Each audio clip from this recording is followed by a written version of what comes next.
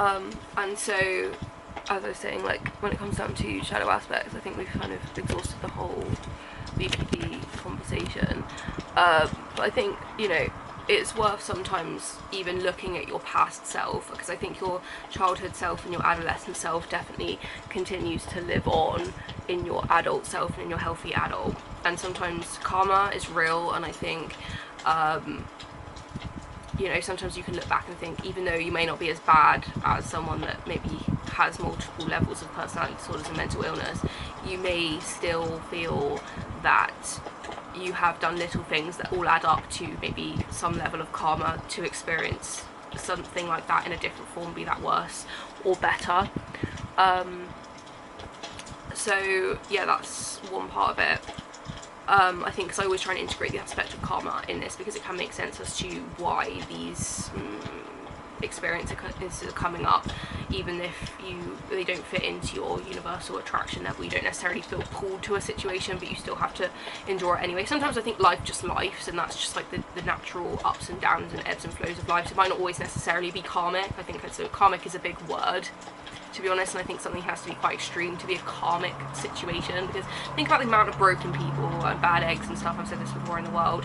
Not everything's going to be down to something that you've done, do you know what I mean? And I think I can forgive my inner child on that level, to be honest, because I think it's a tendency for your inner child to blame itself for things when your needs as your inner child aren't being met. It's normal to look at, you know, to internalize that and be like, yeah, this is my fault, blah blah blah blah blah. I suppose that's a because I think it's when looking at shadow work, it's good to look at things, because I found it really hard to tap into my inner child for a very long time, because I didn't understand that the emotional wheel and the emotional agility of a child is very different to that of an adult. And so I kept trying to sort of engage with my inner child on an adult level, because I feel like that's how I was spoken to, the parentified experiences that I had. But then I didn't realise that, like, you have to engage with children on a different level, because they don't work in the same way. And it's the same with your inner adolescence. I still feel like I have quite an angry inner adolescent that I don't really pay much attention to sometimes, which isn't the best. But it's like, to speak to your inner adolescent on a level of an adolescent, you can really get to the crux of like what it is that's upsetting you, because I think a lot of shadow elements can also affect you from the past.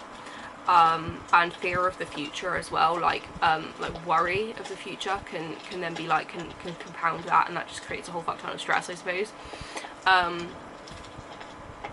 But yeah, I think you can interact with yourself in the now on a basis of the past. So you can look at the past in an aspect of now and sort of look at it, you know, because usually things don't really change, as I say, in that innate factual level from a situation that's happened or whatever. You can look at things from 10 years ago and be like, okay, yeah, actually I see now that wasn't right, that wasn't what I needed, like I could have handled that different, other people could have handled that different.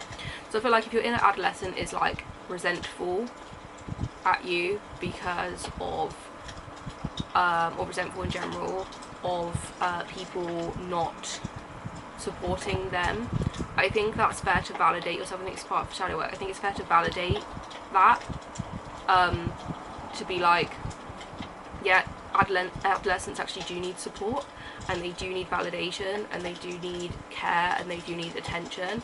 And I think if you're, you know, that's normal, and it's like that will heal your inner child to the point where like we're an adolescent. Whereas I find when you do the shadow work, a lot of the time when you have these unintegrated aspects of yourself, it all comes from ego, and it's like your ego is trying to make do, shall I say, with the experiences and the care and the psychological impacts that you've had from your experiences. So it sort of sits outside your integrated being as just this sort of like external entity, if you will. But when you acknowledge it, it integrates itself into your ego, and then you're able to work from this like transcended level and this integrated self to the point where that's no longer like an external neurosis kind of level thought process, but more of a interacted all-round experience. And I think back to when feeling because as I say, I'm just bringing up like random shadow aspects of myself, so I just feel this could apply to anyone. I feel like I think of a time where I was like guilty and simultaneously like conflicted in the period of my young adulthood in a situation that was like, that I was brought Oh. Wow.